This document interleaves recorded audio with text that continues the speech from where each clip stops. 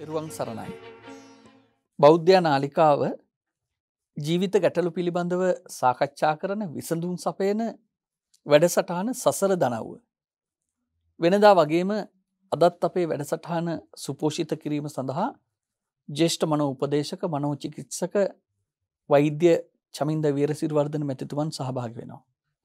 ඔබතුමාට බොහොම පිං අද දවසේ දීර්ඝ සංචාරයකින් පස්සේ. මම හිතන්නේ තිරිකුණාමල ප්‍රදේශයේ ඉඳලා ඒත් උපදේශන වැඩමුළු වලට සහභාගී වෙලා ඉඳලා ගුවන් මගින් ආපු ගමන්ම අපේ මේ වැඩසටහනට සහභාගී වීම පිළිබඳව අපි පහුගිය වැඩසටහනේදී වෛද්‍යතුමනි සාකච්ඡා කළේ මේ පර්ෆෙක්ෂනිසම් නිරන්තරයෙන්ම මිනිස්සු බලාපොරොත්තු වෙන 100% හැමදේම හරියටම තියෙන්න ඕනේ කියලා. හරියට තියෙන්නත් ඕනේ.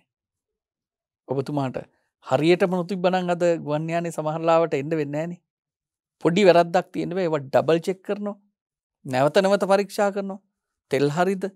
ඒ වගේ මෙහි එන්ජිම හරියට ක්‍රියාත්මක වෙනවද? ඒ වගේ සමහර දේවල් වල අනිවාර්යයෙන්ම තියෙන්න ඕන දේවල් තියෙනවා නිශ්චිතවම නිවැරදිවම තියෙන්න ඕන දේවල්. හැබැයි සමහර තැන් තියෙනවා යම් වෙනස්කම් සුන්දරයි. හැබැයි සුන්දර වෙනස්කම තේරුම් ගන්න බැරිකම නිසා මා හිතන විදියටම මා කියන විදියටම මේ මෙසේ විය යුතුයි කියන හැඟීමත් එක්ක ක්‍රියාත්මක වෙන ඇතැමුන් නිසා බොහෝ දෙනෙක් වේදනාවෙන් පීඩාවෙන් ඉන්නවා. දැන් මේක අත් වශයෙන්ම නිතරම බලයේ සහිත පුද්ගලයා සහ බලයේ රහිත එමත් නැත්නම් පාලකයා සහ පාලිතයා පාලනය කරන්නා සහ පාලනය වෙන්න අතර තියෙන ප්‍රශ්නයක්. හැම වෙලාවෙම බොහෝ පාලකයෝ කියන්නේ මේගොල්ලෝ හරියට වැඩ කරන්නේ මට ඕන විදිහට මේ වැඩ කරෙන්නේ මට මේක හරියටම තිත්තට නියමිට ඕනේ. අනිත් අය කල්පනා කරනවා අපි කොච්චර කළත් මදි. කොහොම කරුවත් අපි අගය කරන්නේ හැම වෙලාවෙම අඩුවක්මයි පෙන්වන්නේ. අඩුවක්මයි පේන්නේ. මේ විදිහට මේ දෙපැත්තම අතෘප්තියෙන් ජීවත් වෙනවා. මං හිතන්නේ මේ සමාජයේ තියෙන බරපතල ඛේදවාචකයක්. පීඩාකාරී මනසින් ජීවත් වෙන පාලකයෝ සහ පීඩාකාරී මනසින් ජීවත් වෙන පාලිතයෝ. ප්‍රධානීන් සහ සේවකයෝ. ඒ විදිහට අපිට පේනවා සමාජය තුළ. ඒක ඇතුලේ කෙනෙක් හිතන්න පුළුවන් ඵලදායිතාව හොඳටම යන්නේ හරියටම තිබ්බොත් කියන. හැබැයි ඔබතුමා අත්දැකීමෙන් දන්නවා සමහර තැන්වල ඵලදායිතාව වැඩි කරන්න කියලා ඒ විදිහට ක්‍රියාත්මක වෙන අය නිසා ඵලදායිතාව බිඳුවට වැටිලා සේවකයෝ ඉවත් වෙලා ගිහිල්ලා ආයතනත් කඩා වැටෙන තත්ත්වයටපත් වෙනවා. මේක මානසික රෝගයක තත්ත්වයට උස්සන්න වුණොත් එහෙම ඇතැම් වෙලාවට ඔවුන් මහා පීඩාකාරී පුද්ගලයන් හැටියට සමාජයට එන්නේ. ඒ නිසා ඒක ඇතැම් වෙලාවට ඒ අපි හිතමු ආයතනයක් තුල කෙනෙක් දැඩි ලෙස පීඩාවට පත් කරනවා ඔබ මේ ලෙසම කළ යුතුයි කියලා. ඔයව කරයි. හැබැයි ඌ ගෙදර යනවා. ගෙදර ගියාට පස්සේ නිවසේ අයත් ඒ පීඩිත මානසිකත්වයෙන් පීඩාවට පත්වෙච්ච ආතතිගත මානසිකත්වයෙන් ඉන්න පුද්ගලයාගේ බිරිඳ දරුවන් ඔහු නිසා පීඩාවට මේක හරියට නිකන් මේ දන්වලක් හැටියට ගමන් කරනවා. ඒ නිසා මේ ප්‍රශ්නය ගැන යම් විවරණයක් කරලා පහුගිය සතියේත් අපි මේ ගැන සාකච්ඡා කළා. එහි ඉදිරි දිගුවක් හැටියට අපි මේ සාකච්ඡාව ගෙනියන්නේ. ඔබතුමා හඳුන්වන්න මොකක්ද මෙහි සැබෑ ස්වરૂපේ මේ තත්ත්වයන්ගෙන් ඇති වෙන්න පුළුවන් හානි මොනවද? ඒ හානි වළක්වාගෙන එහෙත් අපි සමාජයේ ඉදිරියට යන්න නම් හැම දෙයක්ම පිළිවෙලට තියෙන්න ඕනේ. එතකොට එහෙත් සමාජයේ ඉදිරියට ගමන් කිරීමේ ක්‍රමයට කොහොමද මේක යොදාගන්නේ කියන එක ගැන ඔබතුමාගේ ප්‍රවේශය. අවසරයි අපේ හැමදෙරේ. හැමදෙරේ දැන් අපි ගියවර අපි පදනමක් දැම්මා මේ පර්ෆෙක්ෂනිසම් නැත්තම් අර පරිපූර්ණත්වයේ කියන මනෝවිද්‍යාත්මක ගති ලක්ෂණය ගැන. ඔව්. එතකොට අපි හැමදෙරේ දැන් මෙතන තියෙන ගැටලුව සහ ප්‍රශ්නේ වෙන්නේ දේවල් පිළිවෙලට ලස්සනට යම් රටාවකට තියෙන එක හැම දෙයකම හොඳයි. දැන් ඒක කිසි වැරද්දක් නැහැනේ. ඒතර හැමදෙරේ දැන් මෙතන දැන් මේක මේ මානසික ගැටලුවක් ප්‍රශ්නයක් අන් අයට පීඩාවක් ඇති වෙන්නේ අපි හැමදෙරේ දැන් එහෙම පිළිවෙලට නොතිබුණාම දැන් හිතන්න දැන් ඔන්න සෙරප්පු දෙකක් තියෙනවා. ඒ සෙරප්පු දෙක හරි තිත්තට ගානට තියෙන්න ඕන කියලා කෙනෙක් හිතනවා.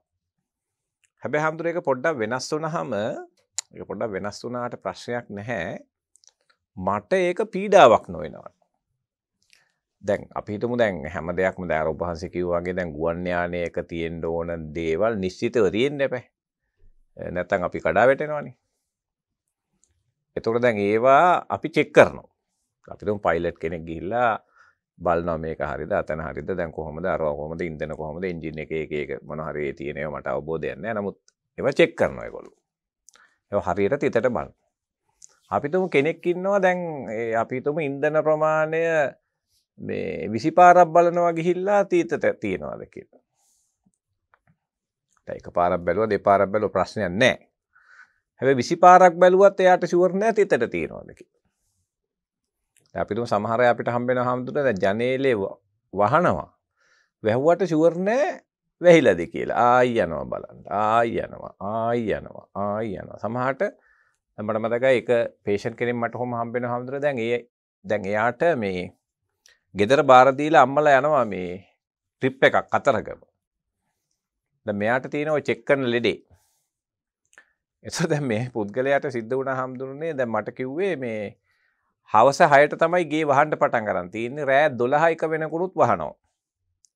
දැන් ඔන ජනෙල් වහනවා අරිනවා. ඊට පස්සේ එයා දැන් ටිකක් වෙලා යනකොට එයාට හිතෙන්න ගත්තා දැන් මේක හොරු පැන්නොත් එපාර ගෙදර තියෙන මේස ජනෙල් ගාවට අයින් කරලා දොරවල් ගාවට අයින් කරලා වලං රාස්පාන් ඔක්කොම ඒක උඩ ගොඩ ගහනවා. හොරුවහම පෙරලෙන්න. අර පපඩම් බෙදලා දැම්මා වගේ මේ සද්දෙහෙන්න. ඔව්. ඉතින් දැන් මේක කරනවා ඉවරයක් නැහැ. ඉතින් මේ පුද්ගලයා පුදුමාකාර දුකක් විඳිනවා හාමුදුරනේ මේ ෂුවර් නැති එකේ. දැන් මේක ෂුවර් නැහැ. දැන් මේක වැහිලාද කියලා. දැන් ඒක තමයි මේකේ තියෙන ලක්ෂණය. එතකොට දැන් මේක තියෙන ප්‍රශ්නේ දැන් අර ඔබ වහන්සේ කිව්වට දැන් මේක යමක් පිළිවෙලට අපි තුමු ලයිබ්‍රරි එකට ගියාම පොත් ටික ලස්සනට තියෙන එක හරි හොඳයි. ඒ කියන්නේ ඔබතුමා සඳහන් කරන්නේ හොඳ දෙයක් ඕනවට වඩා වැඩි වෙලා දැන්. වැඩි වෙලා. ඒක මානසික රෝගයක තත්ත්වයට වර්ධනය වෙලා. ඒකයි. අපි හිතමු දැන් කෙනෙක් නාන එක හොඳයිනේ හැමදුන්නේ. දැන් අපි හිතමු මට එක සැරයක් එක කෙනෙක් හම්බ වෙනවා. එයාගේ මහත්තයාව ගෙට ගන්න කලින් 3 පාරක් නාවනවා. ඉතින් මේ මිනිස්සේ වැඩ ඇරලා ආපු වෙලේ ඉඳලා 3 පාරක් නාන්න ඕනේ. එතකොට දැන් 3 පාරක් නාවලා ගෙට අරගෙන ඉවරලා කාමරයට ගන්න වෙනම කෝස් එකක් තියෙනවා. කකුල් පිය දාලා අරුවා පිය දාලා ඔක්කොම පිය දාලා කාමරයට ගත්තට පස්සේ හැමදෙරේ එළියට බයින්න බෑ. එළියට බැස්සොත් ආයෙ අර කෝස් එක කරන්න ඕනේ. දැන් අපි සාමාන්‍යයෙන් ICU එකක් ඇතුළට ගිහිල්ලා දැන් කොරෝනා ICU එකක් ඇතුළට යන්න කලින් අපි අර ලොකු කෝස් එකක් කරලා යනවනේ හැමදෙන්නේ. දැන් කෝස් එක කරලා ඉවරනහම දැන් අපි ආපහු එළියට ආවිලා ආයෙ ඇතුළට යනවනේ ආයෙ අර කෝස් එක කරන්න එපා. කරන්න ඕනේ. ඒ වගේ දැන් මේ මහත්තයා කාමරය ඇතුළට ගියොත් එළියට එන්න තහනම්. හැබැයි නෝනාගේ හැමතැනම යනවා. මහත්තයාව ඇතුළේ හිර ගන්නවා. ඉතින් පුදුමාකාර දුකක් විඳලා තියෙනවා අවුරුදු 7ක් විතර මේ මහත්තයා. ඔව්. මට හම්බෙනකොට. ඒ කියන්නේ දැන් කාන්තා දිනේ දවසේ අපි දැක්කා කාන්තාව තමයි වැඩි හරියක් පීඩනයට ලක් වෙන්නේ කියලා. හැබැයි එහෙම නොකියවෙන නොලියවෙන පිරිමි පීඩාවට පත් වෙලා තියෙනවා. ඉතින් අන්නේතරේ ප්‍රශ්නේ හම්දුනේ තියෙන දැන් පිරිසිදුකම තියෙන්න ඕන ප්‍රශ්නයක් නැහැ. ඔව්.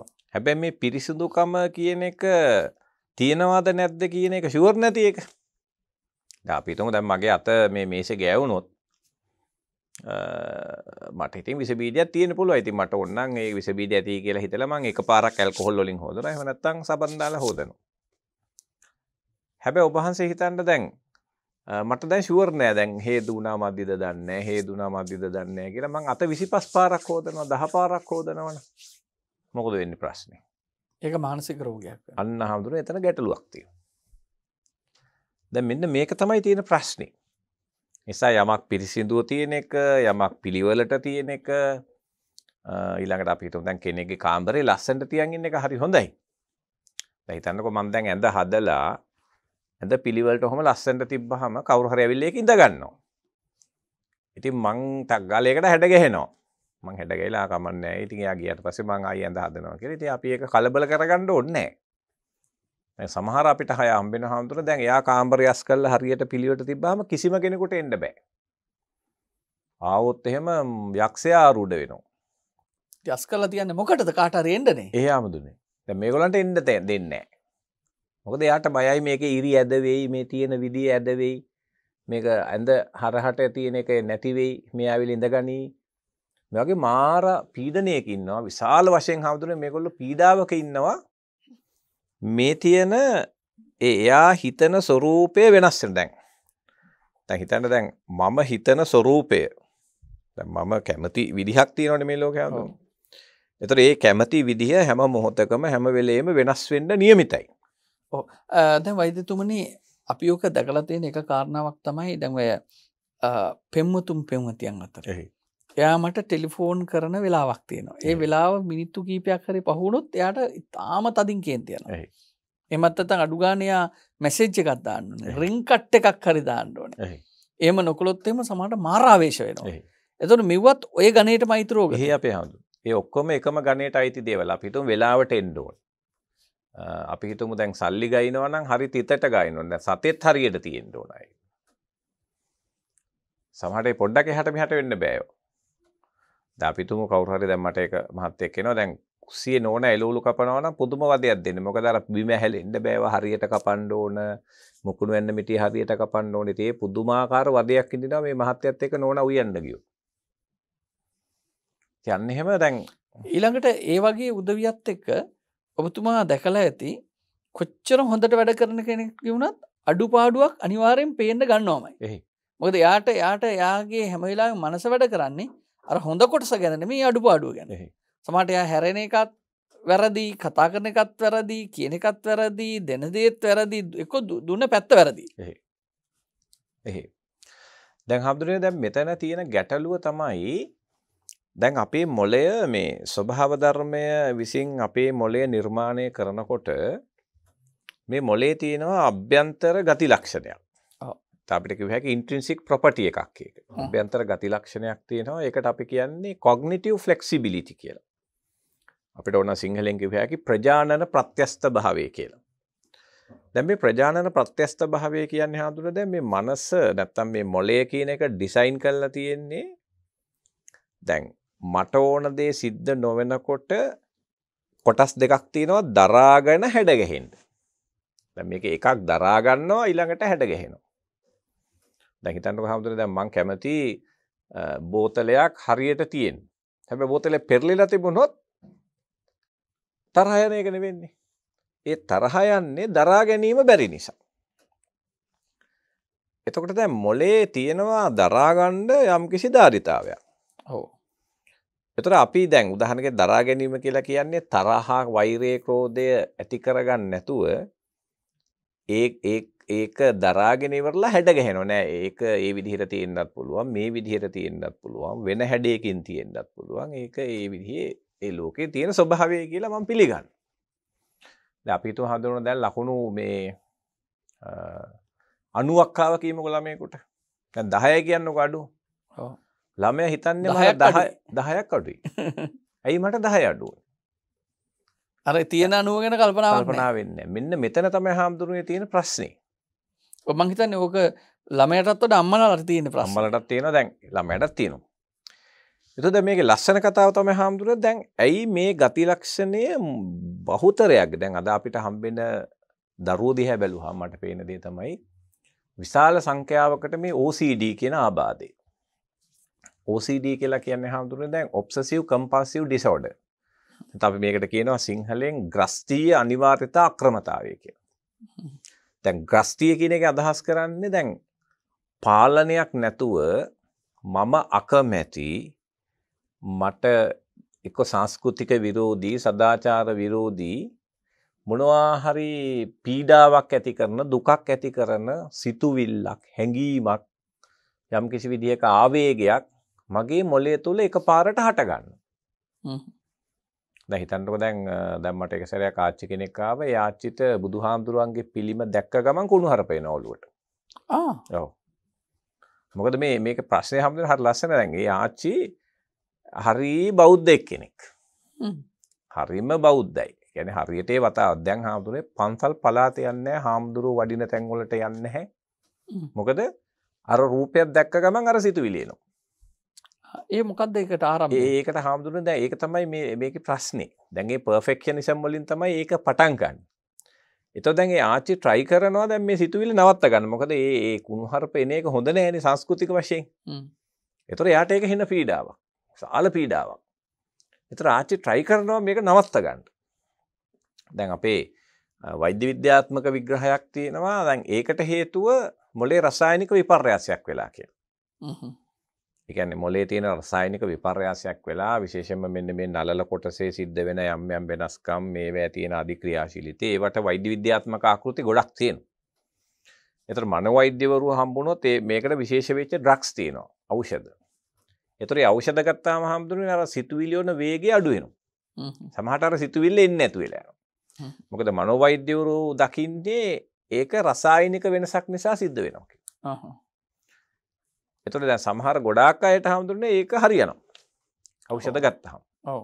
හැබැයි ඖෂධේ නවත්ත ගමන් ආයෙ එනවා. ඒකයි ඊළඟ ප්‍රශ්නේ. එතකොට මේ පීඩාව එනකොට හම්බුනේ විශාල පීඩනයක් එනවනේ. පීඩනේ අඩු කරගන්න තව සමහර චර්යාවක් හදාගන්න පුළුවන් කෙනෙක්. අන්න ඒකට අපි කියනවා කම්පල්ෂන්. කම්පල්ෂන් කියන්නේ අර පීඩාව අඩු කරගන්න හදාගන්න චර්යාව. ඔව්. ඒක අත හොදනවා වෙන්න පුළුවන්, ගනිනවා වෙන්න පුළුවන්, චෙක් කරනවා වෙන්න පුළුවන්, කලිසම් ගලවනවා අඳිනවා වෙන්න පුළුවන්, වඳිනවා වෙන්න පුළුවන්. ටයි එක හදනවා, ටයි එක හදනවා, සාරිය හදනවා වෙන්න සිවුර හදන්න අත පුළුවන්. මෙහෙම ගස්සනවා වෙන්න පුළුවන්. නිසා එක එක ආකාරයේ චර්යා මේක තුල ඇති වෙන්න පුළුවන්. මේක මේ ගොඩාක් මිනිස්සු ගාව අඩු වැඩි වශයෙන් තියෙන දෙයක්. ඔය දැන් අපේ විහාරස්ථානයේ දැන් නම් උන්වහන්සේ නැහැ. ඒ කාලේ භික්ෂුන් වහන්සේ නමක් හිටියා ඔය අපේ කැපකරුවෙක්. තේ එකක් හදලා ගෙනාව අඩු ගන්න 3 පාරක්වත් කියන මේක හොඳ නැහැ. මේක එයාගේ ගැළපෙන විදිහට එන්නේ නැහැ. තේ සමහරලාට කියනවා මේ මගේ කරුමේ බලන්නකො මට ඕන විදිහට ඒකවත් හදාගන්න බෑනේ. එතකොට ඒකත් ඔය රෝගයේම ලක්ෂණයක්ද ඔබතුමා හිතන්නේ? ඔව්. හවල් මෙහෙමයි දැන් මේ ගති ලක්ෂණ අපි හැමෝටම අඩු වැඩි වශයෙන් තියෙනවා. හැබැයි ඒවා රෝගයක් බවට වර්ධනය වෙන්නේ කීප දෙනෙක්. ඔව්. දැන් ඊළඟට මට තියෙන ප්‍රශ්නේ. දැන් මේ වගේ තත්ත්වයන් වැඩිපුර එන්නේ අර මම මුලින් සඳහන් කරපු විදිහේ බලයේ තියෙන කෙනාටද? එහෙමම කියන්නත් බෑ හම්දුනේ. දැන් බලය අඩු අයට එනවා. බලය තියෙන කෙනාට ආවහම අනිත් අයට එල්ල කරන පීඩනේ වැඩි. නැතත් අනිත් අයටත් තියෙනවා. තියෙනවා. ඔය මේකට එහෙනම් මූලික හේතුව දැන් මොකක් හරි අපේ මනසේ බුද්ධියේ අපේ හිතන ක්‍රමේ ඊළඟට අපේ යම්කිසි පෞරුෂ ඌනතාවක් මේකට බලපානව වෙන්න ඕනේනේ. එතකොට අන්නේ පෞරුෂ ඌනතාව අපි හඳුනාගෙන අන්න එතෙන්ට අපි හරි විදියට ආමන්ත්‍රණය කළොත් මේ ප්‍රශ්نين නිදහස් වෙන්න පුළුවන්කම තියෙනවා. අපි අද හොයමුද එතන? එහෙමද. ඔව් දැන් මේකට වෛද්‍ය විද්‍යාත්මක ආකෘති කීපයක් තියෙනවා. පළවෙනි එක තමයි අර මොලේ තියෙන රසායනික වෙනස්කම් ඥාන වලින් දැන් මේව පරම්පරාවෙන් මේ ගති ලක්ෂණ එනවා හම්බුන. දැන් ඔය OCD ඔය perfectionism තියෙන අයගේ ඥානවලම ඒ ගති ලක්ෂණ තියෙනවා කියන එක විද්‍යාත්මකව පෙන්නනවා. අපේ ලොකු හාමුදුරන්ටත් හරියටම වැඩේ කරන්න ඕනකම තිබ්බා. මමත් එහෙමයි. උන්වහන්සේත් එහෙම කරනවා කියලා සමහරට හාමුදුරු කෙනෙක් අවවාද කරන්න පුළුවන්. තාත්තටත් අපේ තාත්තත් හරියටම වැඩ කළා. අපේ තාත්තත් එක්ක සේවකයන්ට එහෙම ඉන්න බෑ. අපේ තාත්තට හරියට නියමෙට තියෙන්න ඕනේ. බැරි වෙලාවත් ඒ කෝප් එක අහට ටිකක් හරි එළිය පිරිසිට හැල්ලා තිබුණොත් එහෙම ඒක පොළවේ ගැහුවා.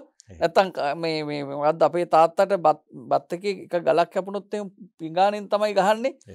ඉතින් ඒ විදිහටම මමත් එහෙමයි කියලා සමහර අය බොහොම නිකන් ඒක අභිමානවත්ව කියනවා. ඒතකොට ඒක පරම්පරාගත එකක්ද? පරම්පරාවත් වෙන්න පුළුවන්. දැන් සමාජාවේනියක් හැටියට දැන් ලොකු හාමුදුරුවන්ව නිරීක්ෂණය කළ කෙනෙක් ඉගෙන ගන්න පුළුවන් නේ. දැන් ඥාන වලින් එන එක හාමුදුරුවනේ පොඩි කාලේ ඉඳලා තියෙනවා. දැන් අරක සමහරට මම නිරීක්ෂණයෙන් ඉගෙන ගන්න එකක් වෙන්න පුළුවන්. දැන් සමහර අය ප්‍රචණ්ඩත්වයේ නිරීක්ෂණයෙන් ඉගෙන ගන්නවා. දැන් අපිට අම්මයි තාත්තයි රණ්ඩු වෙන එක දිහා බලන් ඉඳලා ළමයෙක් පස්සේ කාලෙක ප්‍රචණ්ඩ වෙන්න පුළුවන්. පුළුවන්. ඔව් දැන් අපි ගොඩක් දේවල් මේ ඔබ්සර්වේෂනල් ලර්නින් කියන්නේ. ඔව්.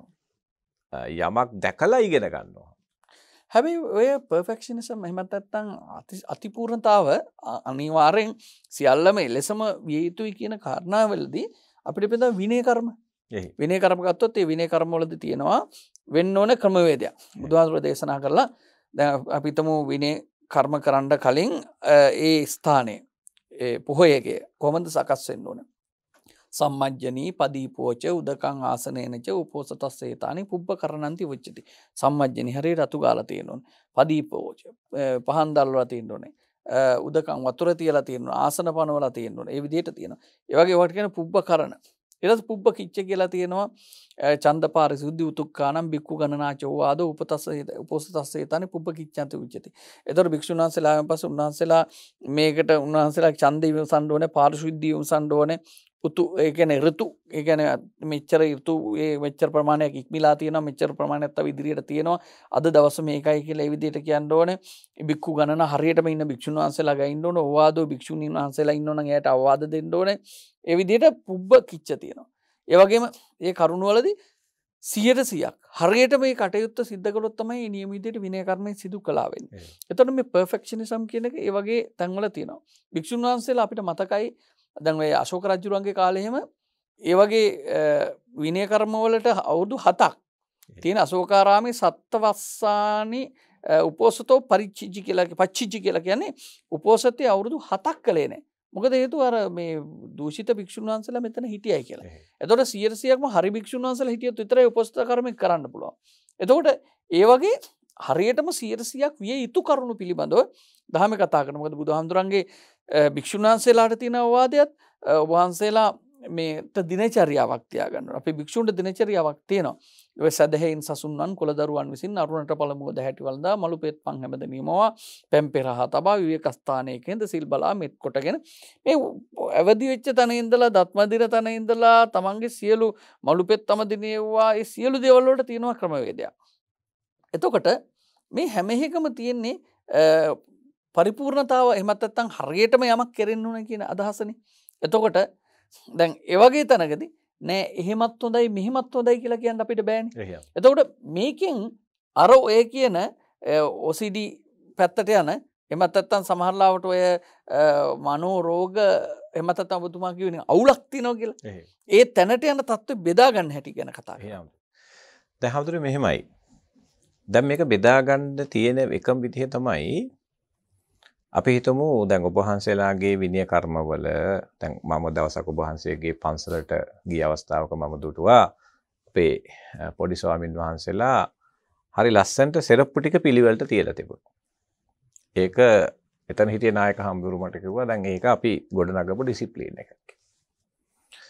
දැන් හාමුදුරු මෙතන තියෙන ගැටලුව මේකයි. දැන් එහෙම කිසිම වැරද්දක් නැහැ නේ හාමුදුරුනේ. ඒක හොඳයි තියෙන්නේ. ඒක හොඳයි. හැබැයි එක සෙරප්පුවක් ඇද වෙලා තිබ්බා කියලා හිතර කේන්ති නෝ යනවා මට්ටමට. ඒකයි. අනිත් එක හාමුදුරුවෝ දැන් අපිට මෙතන තියෙන ලොකුම ප්‍රශ්නේ දැන් අපි මෙන්න මේක හරියටම තේරුම් ගන්න ඕන හාමුදුරුවෝ. දැන් උදාහරණයක් හිටියට දැන් අපි ළමයෙක්ව කාලා පිඟාන හරියට නවන්න පුරුදු කරගන්න ඕන. අපි ළමයෙක්ව කහයිරෙන් පන්නන්න පුරුදු කරන්න ඕන. අපි ටොයිලට් එකට ගියාට පස්සේ හරියට ෆ්ලෂ් කරාද ඒවා ටික හරියට වුණාද ඒ කොමඩ් එකේ ක්ලීනින් වැඩ ටික වුණාද කියලා ළමයෙක් බලන එක හරි හොඳයිනේ හම්දුන්නේ. හැබැයි දැන් ප්‍රශ්නේ තියෙන්නේ දැන් අපේ රටේ මේ බ්‍රේන් කියන එක ඩිවෙලොප් කරනකොට දැන් මේ ළමයි හදා වඩා ගන්නකොට සහ මානව චර්ය හසුරවනකොට අපි කරන නරක වැඩක් තියෙනවා. මොකද්ද? ඒවා තිතට හරියට උන්නේ නැති වුණාම හම්දුනේ විශාල පීඩාවක් එල්ල ගන්නවා. එතකොට වෙන්නේ මොකද්ද? දැන් හිතන්නකො දැන් ඔන්න දැන් අපේ දැන් ළමයා පිගාන හොදලා අද නවල නැහැ. එතකොට තාත්තා කෙනෙක් හරි දැන් තාත්තට ඉන්න බෑනේ දැන් මේ පිගාන හරියට නවල නැති එකට. තාත්තට තරහ යනවා එතකොට. එතකොට තාත්තා ගිහිල්ලා ළමයට ගහනවා පිගාන හරියට තියන්නේ. එතකොට හාමුදුරුවෝ දැන් මෙතන තියෙන ප්‍රශ්නේ තමයි පීඩාවක් මුසු වෙවි තමයි අර නිවැරදිව කළ යුතුයි කියන කාරණාව මොලේ තුල ගොඩ නැගෙන්නේ. එතකොට තමයි අර මොලේ තියෙන විකෘති භාවය ඇති වෙන්න පටන් ගන්නවා. උදාහරණයකට ඔබ වහන්සේ ගිහිල්ලා කල්පනා කරලා බලන්න අපේ ඉස්කෝලවල ටීචින් මෙතඩ්ස් ගැන. විශේෂයෙන් පොඩි දරුවන්ට උගන්වනකොට කියන්නෙම වරදින්න බෑ. දැන් ඔන්න වැරද්දුව ඔය කරේ ඕම් ගාන කෑවොයි කිව්වේ. දැන් මම කොහොමද කරේ? බලනවර බෝඩ් එක දිහා හැම වෙලේම හාමුදුරනේ වරදිච්ච ගමන් එක්ක කන මිරිකනවා, ටොකු අයින්නවා, පොල්ලකින් ගහනවා, දන ගස්සනවා, පොත්වල උඩ තියනවා. දැන් අපේ රටේ ළමයින්ට උගන්වනකොට හැම වෙලේම කියන්නේ වරදින්න බෑ. ඉහළම ලකුණු ගන්න ඕන ඕගොල්ලෝ. දෙටම ලකුණු ගන්න ඕන. හරි? දැන් අපිට ළමයෙක් 80ක් ගත්තාම ඉතුරු 20ත් ඔයාට ගන්න පුළුවන් නේ. කීළමයි කියන්නේ. දැන් ඊළඟට ඔබ වහන්සේ බලන්න දැන් ඉහළින් ලකුණු ගත්ත ළමයින්ගේ පෝස්ටර් ගහනවා. බැනර් ශිෂ්‍යත්වයේ පාස් වෙච්ච 180 ගාණක් දාලා බැනර් ගහනවා. එතකොට මොකද්ද මේ දෙන පණිවිඩය? මේ පණිවිඩය හරහා නිවැරදිව තිතට ගානට හැමදේම සිදුවිය යුතුයි කියලා මොලේ ඇතුළට නිරන්තර පණිවිඩයක් එල්ල කරනවා. ඔව්. ඒ එල්ල කරන්නේ පීඩාවක් දිදී. ඒකට පීඩාවක් දිදී තමයි හාමුදුරනේ මේක ගොඩ නැගෙන්නේ. එතකොට මොකද වෙන්නේ? මොලේ තිබෙන අර අපි හිතන ෆ්ලෙක්සිබිලිටි එක. නැතර අපි කියන අර ප්‍රත්‍යස්ත භාවය නැති වෙලා. ඒ කියන්නේ අර ස්වභාවිකව නිරෝගීව ආපදා විරහිතව වැඩෙන්න ඕනේ මොලේ වැඩෙන්නේ නැහැ. වැඩෙන්නේ නැහැ නේ. හොඳයි. උදාහරණ කියලා හිතන්නකෝ දැන්. පීඩනයක් ඇතුලේ වැඩෙන්නේ. ඇතුලේ අපි හිතමු දැන් ඔන්න ඔබ වහන්සේගේ පන්සලේ වැඩ ඉන්නවා. තව ස්වාමීන් වහන්සේ නමක්. අර සෙරප්පු කීපයක් ඇද වෙලා තිබුණා. එතකොට ඒ හාමුදුරුවෝ පීඩාවක් නැතුව ආයෙ ඒක හරියට හැදුවා. දැන් මම ඒක පීඩාවක් කරගන්න නැතුව ඒක හදන්නයි ඕන. අපි තුමු කාමරේ කුණු ටිකක් තියෙනවා. ඒතර කුණු තියෙන එක හොඳ නෑනේ. ඒතර මම ඒක හැබැයි පීඩාවක් කරගන්න නැතුව කුණු ටික අතු ගා ගන්න ඕන. මොකද මම කුණු එසේ තිබිය හැක කියලා පිළිගන්නවා. ඒ නිසා මම එසේ කුණු ටික අයින් කරන එක හොඳයි කියලාත් පිළි අරගෙන පීඩාවක් නැතුව කුණු ටික අයින් කරනවා. දැන් මෙතන තියෙන ප්‍රශ්නේ තමයි හාමුදුරනේ අර මොලේ ඇද වුණාට පස්සේ අර ෆ්ලෙක්සිබිලිටි එක ගියාට පස්සේ මොකද වෙන්නේ? එක තැනක ඉඳලා අනිත් තැනට shift වෙන්න බෑ. දැන් හිතන්නකෝ දැන් මං කැමතිම විදිහ වෙනස් වෙච්ච ගමන් දැන් උදාහරණයකට අපි හිතමු ඒ වගේ කෙනෙක් ඩ්‍රයිවර් කෙනෙක් කියමුකෝ දැන්. දැන් ඔන්න අපි හිතමු හොඳ මහත්තයෙක්. එයා කැමති 3 wheel බස් හරියට යනවනම්. හොඳ හාමුදුරනේ 3 wheel වමෙන් යනවා දකුණෙන් යනවා දැන් අපි ගත්තොත් එහෙම අපේ රියදුරන් දැන් ඔබ වහන්සේ අහලා ඇති දැන් ඕනම වාහනයක් එලවනකොට ඒ වාහනේ තියෙනවනේ මූලික කරුණු දෙකක්. ඒක තමයි බ්‍රේක් කරනවා යනවා කියලා එකක් තියෙනවනේ වාහනවල. දැන් හිතන්නකෝ දැන් ඔන්න මම වාහනේ එලවන් යනකොට ඉස්සරහා වාහනයක් දානවා. ඒතර මගේ මොලේ වෙන්න ඕනේ මොකද දැන් බ්‍රේක් කරලා නවත්ත ගන්න ඕනේ. ඒතර අර මහත්තයා වාහනේ ගත්තාම මම යන්න ඕනේ. ඔබ වහන්සේ බලන්නකෝ අපේ ත්‍රිවිධ රියදුරෝ ගැන බොහෝ දෙනා ගැන. බ්‍රේක් කරන්නේ නැහැ යනවා විතරයි. අනිත් පැත්තෙන් දානවා. ඒක පේමන්ට් එකෙන් දානවා. ඒ කියන්නේ අපේ රියදුරෝ කොච්චර ආවේගශීලීද කියනවා නම් මේ පොඩ්ඩක් නවත්ත ගන්න බෑ. ඒ ඇයි කියලා ඔබ වහන්සේ කල්පනා කරලා තියෙනවද? මෙතන තමයි බ්‍රේන් ඩෙවලොප්මන්ට් එක. මෙතන තමයි අවුල තියෙන්නේ. මොකද ඔබ වහන්සේට මම මේ කියන්නේ යම් කිසි චර්යාත්මක වෙනස්කම් කරනවනේ අපි ළමයි හදා වඩා ගන්නකොට. ඔව්. ඒකට පීඩාව මුසු කරන්න බ්‍රේන් එකේ තියෙන අභ්‍යන්තර ප්‍රොපර්ටිස් විනාශ වෙනවා. දැන් හොඳම උදාහරණයක් තමයි ස්වයං අභිප්‍රේරණය කියන එක නැති වෙලා යනවා. දැන් අපි හිතමු හාමුදුරනේ දැන් ඔන්න ළමයෙක් ඉන්නවා. ඒතර ඒ දරුවා පිඟාන හොදනකොට දැන් අපි කියනවා අද අපේ මැනික හොඳයි අද ෂෝක් අම්මට උදව් කරා අපේ වස්තුව හැමදාම පිඟාන හොදනවා කියලා දැන් පිඟාන හොදන හැම වෙලේම අපි ළමයව ඇප්‍රීසියේට් කරනවා ප්‍රබෝධජනක එක්ස්පීරියන්ස් එකක් ළමයට දෙනවා.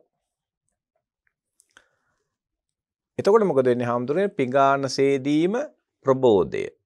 පිඟාන සේදීම ප්‍රබෝධය. කිය මේක එකතු වෙනවා මොලේ ඇතුළට. ඊට පස්සේ මේක කපල් වෙනවා. මේක එකට බොන්ඩ් වෙනවා. ඊට පස්සේ ළමයාට මොකද වෙන්නේ? පිඟාන දැක්කහම හොදන්න අවශ්‍ය බලය මොලේ හදනවා. අන්න එකට තමයි අපි කියන්නේ මොකද්ද? ස්වයං අභිප්‍රේරණය කියලා. දැන් ඔක අනිත් පැත්ත ගමු. පිඟාන හොදලා නැහැ කියලා ටොකු අයින්නවා, කම්මිරි කරනවා, කෑ ගහනවා, බනිනවා, ගෙදර අම්මා හරි කවුරු හරි පිඟාන හොදලා නැහැ කියලා බයිනවා, බෙරිහන් දෙනවා, කෑ ගහනවා. එතන මොකද වෙන්නේ ළමයාගේ මොලේ ඇතුලේ? දැන් විශාල පීඩාවක් දෙනවා මේ පිඟාන හොදන්නේ කියලා. දාපි. එතකොට මොකද වෙන්නේ හාමුදුරනේ? පිඟාන සේදීම පීඩාව. පිඟාන සේදීම පීඩාව. දැන් මොකද වෙන්නේ? පිඟන් දැක්ක වෙලේ ඉඳලා තද වෙන්න පටන් ගන්නවා. ලොකු වෙලා නෝනත් එක රණ්ඩු වෙච්ච ගමන් පිඟන් පොලේ ගහනවා මුළු ගෙදරම. මේ විදිහට තමයි හාමුදුරනේ බ්‍රේන් කියන එක ඩෙවලොප් වෙන්නේ. ඒතර දැන් අද විද්‍යාඥයෝ දැන් මේ බ්‍රේන් සයන්ටිස්ට්ලා හොයාගත්ත මූලික කාරණාවක් තියෙනවා. මොකද්ද මූලික කාරණාව?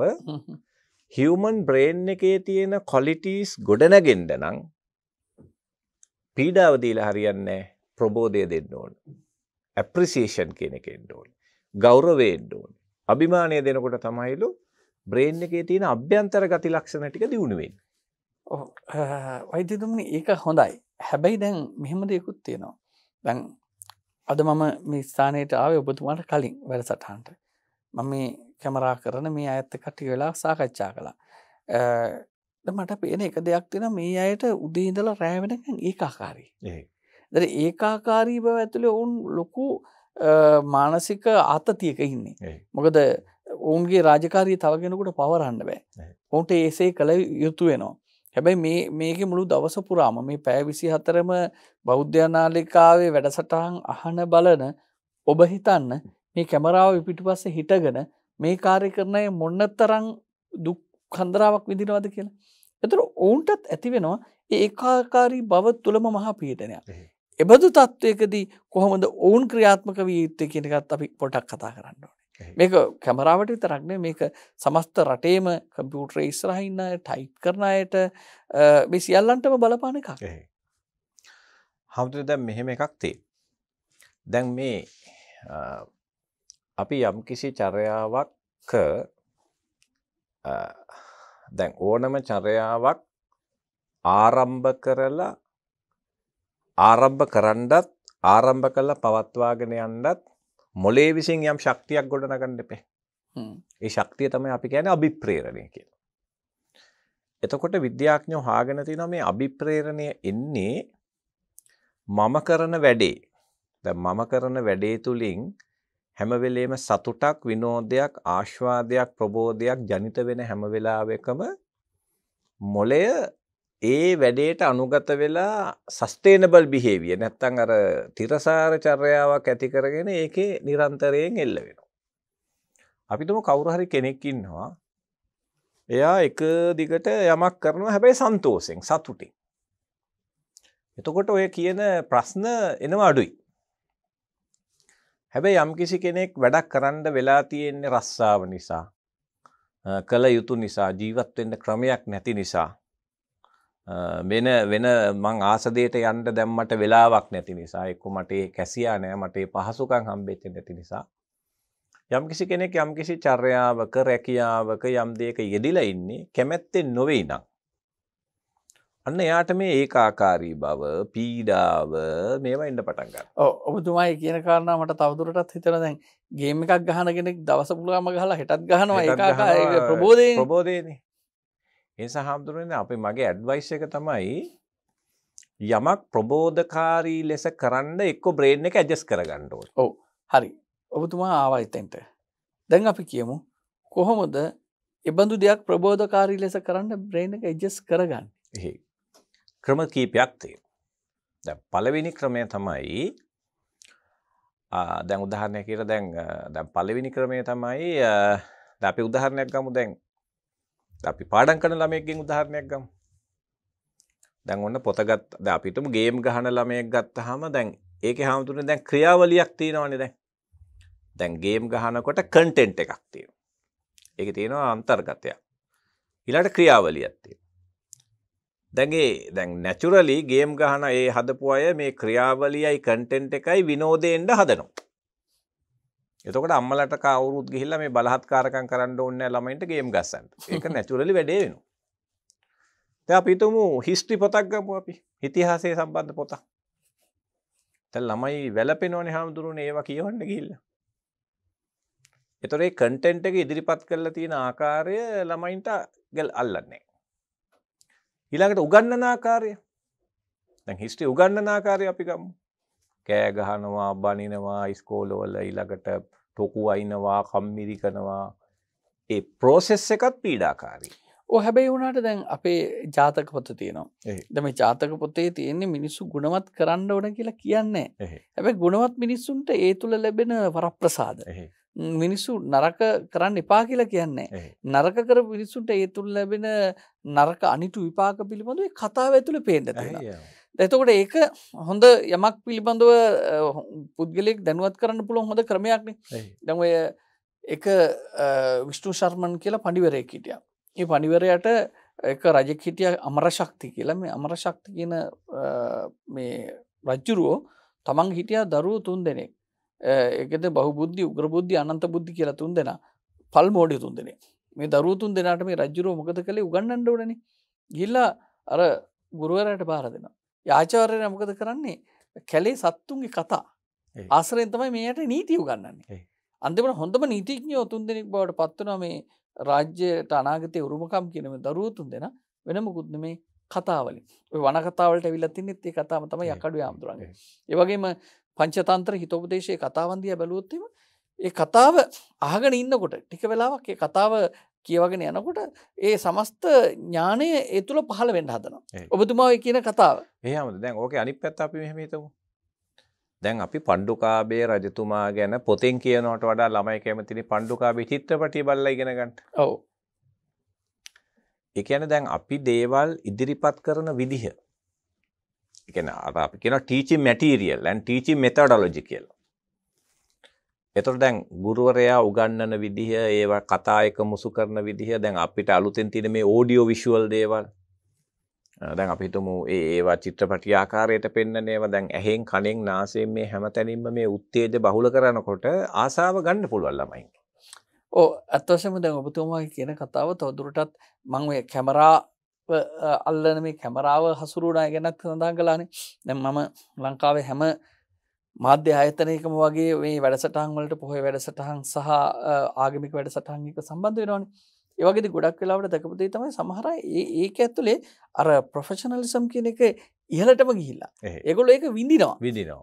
ඒගොල්ලෝ කැමරාව ඕනය ගන්න විදිහ, ඒ වගේ මේකේ තියෙන තාක්ෂණික භාවය, ඒ වගේම අලුත් තාක්ෂණික ක්‍රමවේද ඒ දේවල් අධ්‍යයනය කරනවා. මම හිතනවා ඔබතුමා ඔය කියන කතාවට මම යමක් එකතු කරනවා නම් ඒ තමන්ගේ විෂයෙහි ප්‍රවීණයෙක් වෙන්න ඒ විෂය තුළ එකම තැන ඉන්නේ නැතුව ඒ විෂය අධ්‍යයනය කරමින් විෂය ප්‍රවීණයෙක් වෙන්න ඌට තෘප්තිය ඇති කරගන්න පුළුවන්. ඔබතුමා දවසක් මට කිව්ව මතකයි, හාමුදුරනේ මම ඇහුවා ඔබතුමාගෙන් ප්‍රශ්නේ. මම ඇහුවේ මේ මානසිකව ගැටලු තියෙන අය හැමදාම ඔබතුමා ළඟට එනවා. මේවා අහලම ඇති වෙලා නැද්ද කියලා. ඒ වෙලාවදී කිව්වේ නෑ හාමුදුරනේ මම ගොඩක් මේක ඔබතුමා කියපු වචනේ තමයි මම එන්ජොයි කරනවා කියලා කිව්වා. මොකද හැම රෝගියෙක්ම මට අලුත් නියදියක්. හැම රෝගියෙක්ම මට විශේෂයි. මට අලුත් රෝගියෙක් හම්බ වෙනවා කියලා කියන්නේ අලුත් කැලෑවකට මං ඇවිදින්න ගියා වගේ. මොකද එයාගේ ජීවිතේ මං හොයාගන්නවා, එයාගේ ජීවිතේ එයා හිතන විදිය. ඒ කියන්නේ රෝගියෙක්ට රෝගියෙක් වෙනස්නේ. එකම පන්තියේ ඉන්න ළමයි දෙන්නෙකුට මානසික රෝග දෙකක් තිබුණොත් ඒ දෙන්න ඉන්නේ ලෝක දෙකක. ඒ නිසා ඔබතුමා එදා කියපු කතාව තමයි මේ ලෝකයේ ඇතුලේ ලෝක ගොඩක් මට හම්බ වෙනවා කියන්නේ. ඔබ වහන්සේගේ ඒ උත්තරේ හරියටම හරි.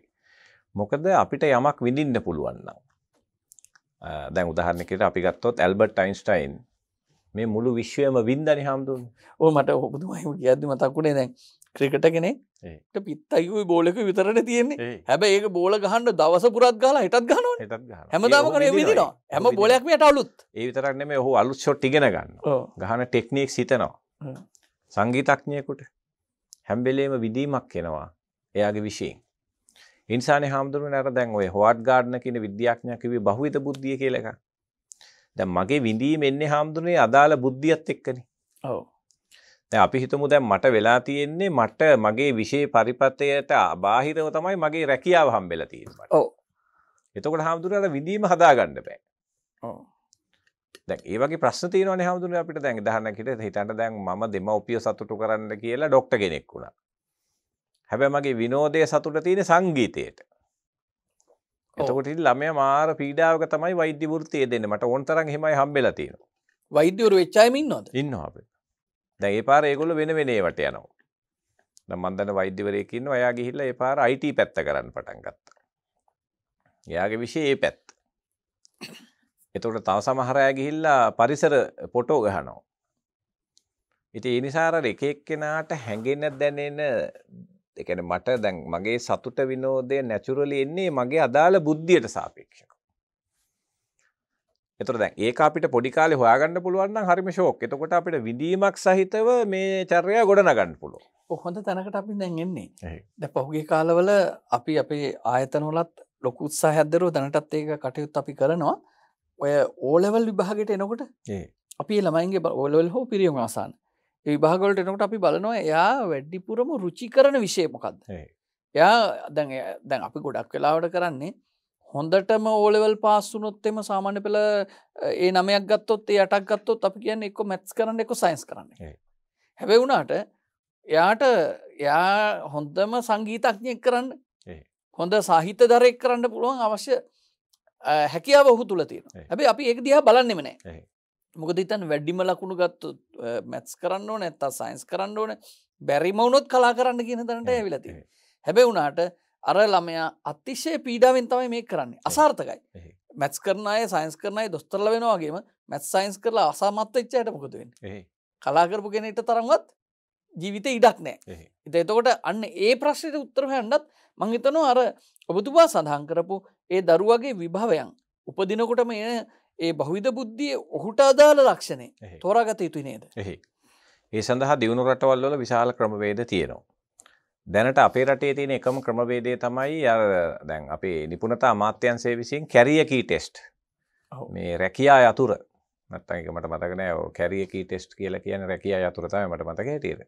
ඒ කැරියර් කී ටෙස්ට් කියන එකෙන් හාමුදුරනේ මේක කරලා O level වලින් පස්සේ.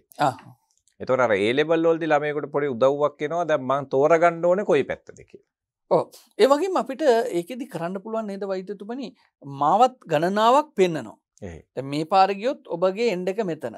ඔබගේ අවසානයේ ඔබට වෛද්‍යවරයෙක් වෙන්න පුළුවන්. නැත්නම් ඔබට හොඳ සංගීතඥයෙක් වෙන්න පුළුවන්. එහෙම නැත්නම් ඔබට හොඳ පුහුණුකරුවෙක් වෙන්න පුළුවන්.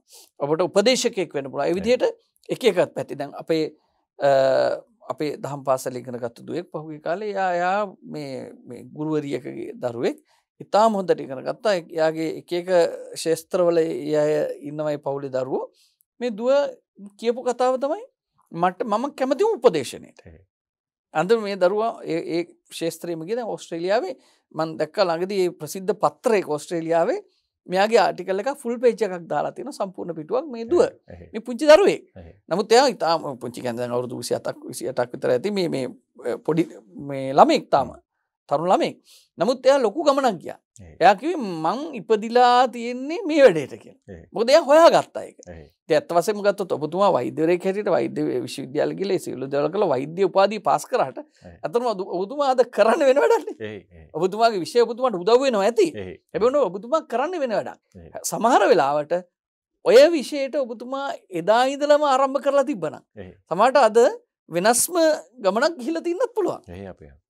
දැන් වෙලා තියෙන්නේ මගේ ආස විෂයට යන්න පාරක් මට තිබුණේ නෑනේ අපේ සිස්ටම් එක ඇතුලේ. ඒක හරි. ඒතර මම වෛද්‍ය උපාධිය කරලා ඉවරලානේ උපදේශනයට එන්න උනේ. ඔව්. දැන් හිතන්නකෝ මගේ පළවෙනි උපාධියම මම උපදේශනයෙන් පටන් ගත්තා නම් මනෝවිද්‍යාවෙන් පටන් ගත්තා නම් මීට වඩා තැනකට මම යනවා. ඔව්. නමුත් අපිට දැන් ලංකාවේ තියෙන ගැටලුව තමයි මේ උපදේශනය සම්බන්ධ විශ්වවිද්‍යාල මට්ටමේ ඉගෙන ගන්න අවස්ථාවක් අඩුයි. ඒකයි අපිට තියෙන. දැන් අලුතෙන් නිර්මාණය වෙමින් පවතිනවා.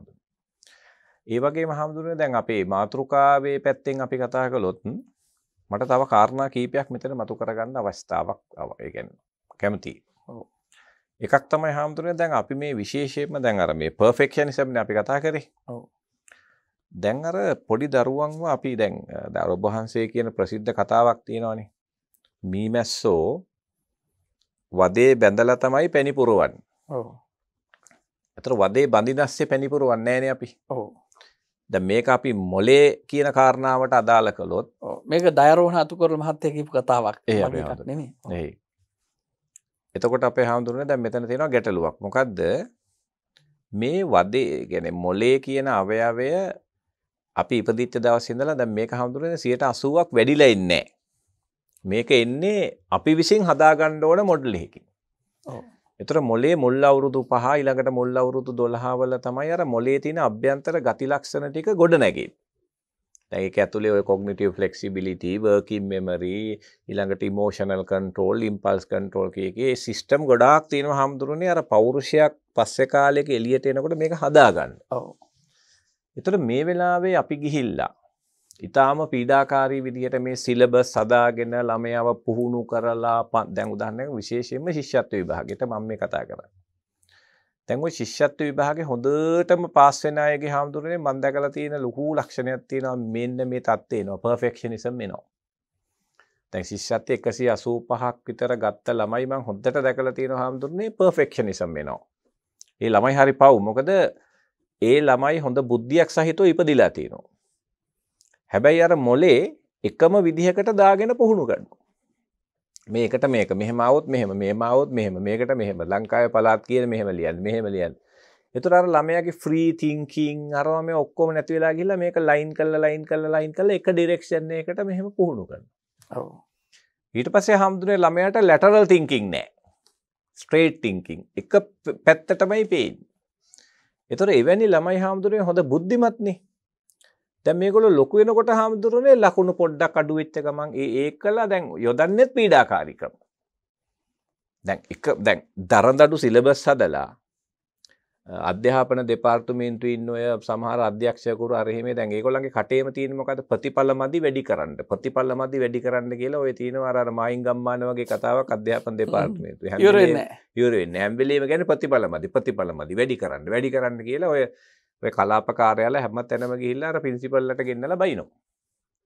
ඒ පාර ප්‍රින්සිපල් ගිහිල්ලා ප්‍රතිඵල වැඩි කරන්න කියලා ටීචර්ට පීඩනය දෙනවා. ටීචර් ගිහිල්ලා ළමයාට පීඩනය දෙනකොට දැන් මේ සිස්සත්ත්‍ය කියාගෙන පුහුණු කරනවා ඒ පාර මොලේ ඇද වෙනවා. මොලේ ඇද වෙන්නේ කාගේද? මේ රටේ ඉන්න හොඳම ක්‍රීම් එකේ. ඒ ළමයි 8 9 10 පන්තියට යනකොට මොකද වෙන්නේ? one line. ඊට පස්සේ ඕ ලෙවල් වලට පුහුණු කරන්න ගන්නවා. ඒ 9ක් ඕනේ පුංචි අම්මගේ පුතාට ඒ 9යි බාප්පගේ පුතාට ඒ 9යි අරයට ඒ 9යි කියලා ආයෙ එතන පුහුණු කරනවා. ඒ 9ක් ගත්ත ගමන් හාදුරේ මොලේ ඉතුරු ටිකක් ඇද වෙනවා. ඒතර මෙන්න මේ දරදඬු විෂය නිර්දේශ හදාගෙන ඒක මෙහෙම ඒ අත්‍යවශ්‍යට දාගෙන මොලේ ඒකේ ඔබාගෙන මේ විදිහට පුදුම පීඩනයක්. ඒ කියන්නේ පුදුම පීඩාවක් එල්ලගෙන තමයි අපි ළමයට උගන්වන්නේ. ඔව්. ඔබ වහන්සේ දන්නවනේ දියුණු රටවල් වල පීඩාව එල්ල කරලා උගන්වන ක්‍රමයක් නැහැනේ. ඒ කියන්නේ ඉගෙනුම සිද්ධ වෙන්නේ අවස්ථාවන් තියෙන ඕන තරම්. ඒ විතරක් නෙමෙයි හැමෝටම දැන් ඉගෙනුම සිද්ධ වෙන්නේ ප්‍රබෝධය එකතු කරගෙනනේ. දැන් ප්‍රබෝධයත් එක්ක කපල් වෙලා ඉගෙන ගන්න එකෙන්නේ බ්‍රේන් එකේ ක්වොලිටිය වැඩි වෙන්නේ. හොඳයි. ඔබතුමා බලන්න ජපානයේ. දැන් ජපානයේ වැඩිම මේ සිය දිනසා ගැනීම ප්‍රමාණයක් තියෙන රටවල් අතර එකක් තමයි ජපානය. මෙච්චර දියුණුයි. මොකද හේතුව ඔවුන් 100% හරියටම මේක වෙන්න ඕන කියලා හිතනයි. එතකොට කොච්චර දියුණුනත් ඔවුන්ගේ සිය දිනසා ගැනීම රේට් එක වැඩි වෙන්න. එක හේතුවක් හැටියට කියන්නේ ඔවුන්ට ඒ හැම දෙයක්ම අර පුහුණු කරලා ඒ විදිහට කරපු දෙයක්. හැබැයි දැන් භූතානය වගේ රටක් ගත්තොත් ලොකු මේ පොසත් රටක් හැටියට මේ කියන්නේ. හැබැයි සතුට ඉතාමත්ම ඉහළින් තියෙන රටක්. එතකොට ඔවුන් බලාපොරොත්තු වෙන්නේ දැන් අපි ආර්ථිකය ගැන ගත්තොත් එහෙම අපේ දර්ශක තියෙනවනේ. දැන් මේ අපිට වරද්දාගත්තු අපේ තැනක් තමයි ආර්ථික දර්ශක තියෙනවා. ඒ දර්ශක ඇතුලේ අපි බලන්නේ ඩොලරයට කොච්චරද රුපියල් කියන එකනේ. නැත්නම් දැන් මේක ඉවර වෙලා තියෙන්නේ මේකේ තියෙන මේ ලංකාවේ තියෙන ආර්ථික මට්ටම මේක ලොකු හානිදායක තැනකට ඇවිල්ලා තියෙනවා. හැබැයි අපි මේ per capita ගල් මේ පුද්ගලයෙක්ගේ මාසික වේතනය වාර්ෂික වේතනය එහෙමත් නැත්නම් ඩොලර් කී දහයක් අවුරුද්දට හොයනවද කියන වගේ අදහස් තමයි අපි කතා කරන්නේ. හැබැයි අපි අපේ පොහොසත්කම මනින්ද ගත්තනම් සතුට කොච්චර තියෙනවද? එයා කොච්චර විවේක කාලයක් එයා ගත කරනවද? එයාගේ ක්‍රීඩාවට එයාගේ කාලේ කොච්චර එයාට ඉඩ ලැබිලා තියෙනවද? පවුල සමග ඔහුට ගත කරන්න කොච්චර කාලයක් ගත වෙලා තියෙනවද? සෞඛ්‍ය සම්පන්න ආහාර වේලක් ඔහුට ලැබෙනවද? ඒ වගේම ඔහුගේ නිින්ද කොච්චර කාලයක් ඔහුට ලැබෙනවද? එතකොට ඒවා නෙමේද දියුණුවේ දර්ශක කියලා කියන්නේ. එතකොට අපි අර රුපියල් 7 වලින් මයින්ඩ් ගත්තන් පස්සේ දියුණුව ඒකත් එකක් වෙලා නැද්ද මේ රටේ තියෙන සමාජයේ තියෙන මේ මහා බරපතල ඛේදවාචකය? ඒ අපේ ආවද. දැන් ඒකනේ තියෙන ලොකුම ප්‍රශ්නේ. ඒ කියන්නේ අපිට සංවර්ධිතයි කියන්න හඳුන්වලා දීපු නිර්ණායක වලින්නේ අපි පීඩාවටපත් වෙලා තියෙන්නේ. ඔව්. බොහොම සරල කතාවක් නේ කියන්නේ. ඒතර ඒවා මේ තියෙන ධනවාදී ආර්ථික ක්‍රමයේම හැටි. ඒතර දැන් මං හොඳ කාර් එකක් ගන්නවා නම් මං හොඳ රැකියාවක් කරනවා නම් මට හොඳ ව්‍යාපාරයක් තියෙනවා නම් මන් දිනුනේ කියලා කියනවා. ඔව්. හැබැයි යාට ලං වෙලා බැලුවාම හාමුදුරනේ කාලා නැහැ, නිදාගෙන නැහැ, පවුලත් එක්ක ඉඳලා නැහැ. රස මේ කොහේ හරි මේ විනෝද ගමනක් වෙලා නැහැ, විවේකීව ඉඳලා නැහැ. දරුවෝ මනසින් පීඩා විඳිනවා. පීඩා විඳිලා ඊළඟට දීවැඩියාව කොලෙස්ටරෝල් අර පැකේජ් එකම ඇවිල්ලා පෙති ලොරියක් බොනවා. අවසානයේ මිනිහා වෙලා තින්නේ දැන් මහා දුකක් විඳලා තිනවා. ඒ සංවර්ධිත දත්ත ඔස්සේ. ඒ කියන්නේ ඇත්තටම අපේ සමාජයේ පරිපූර්ණ මිනිහෙක් යනු මොහුයි කියලා අපිට දීලා තියෙනවනේ. ඒකත් මං හිතන්නේ පර්ෆෙක්ෂනිසම් වල පැත්තක්. ඒ සමාජයේ විසින් දීලා තියෙනවා මෙන්න මේ කියන රාමුව ඇතුලේ හරි විදියට ස්ථානගත වෙච්ච මිනිස්සයා තමයි සම්පූර්ණ මිනිස්සයා. ඉතින් ඒක හොයාගෙන යනවා. ඒක වැරද්දක් නෑ නේ මිනිස්සුන්ගේ බලනකොට. ඔව්. එතකොට මිනිස්සු හොයාගෙන ගිහිල්ලා හැබැයි ඉහළටම ගිය කෙනෙක්ගෙන් ඇහුවාම ඔයා සතුටින් දෙන්න කියලා එයා කියන්නේ සතුටින්. අන්න එතන ප්‍රශ්නේ තියෙන්නේ. ඒ කියන්නේ බුදුහාමුදුරු පෙන්නනවා න කහාපන වස්සේන තිත්ති කාමේසු විජ්ජති.